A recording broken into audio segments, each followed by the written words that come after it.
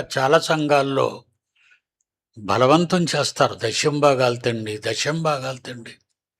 దశంభాగాలు ఇవ్వకపోతే మీరు పరలోకం వెళ్ళరు అని కేవలం డబ్బు మీద ఉన్న దురాశతో సంఘాలను పాలిస్తున్న పాస్టర్లు అనుకునే వాళ్ళు అమాయకులైన ప్రజలను మోసం చేస్తూ దోచుకుంటున్నారు వాళ్ళు.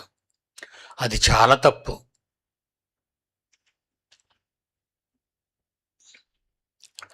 అది చాలా తప్పు. అలా చేయకూడదు. కనుక పాత నిబంధనలో చేయవలసిన ఆజ్ఞలు ఇశ్రాయేలీలకు, క్రొత్త నిబంధనలో చేయవలసిన ఆజ్ఞలు కొత్త నిబంధనలో చెప్పినవి క్రైస్తవులకు, మనకి. పాత నిబంధనలో ఆజ్ఞలు నెరవేర్చటం వల్ల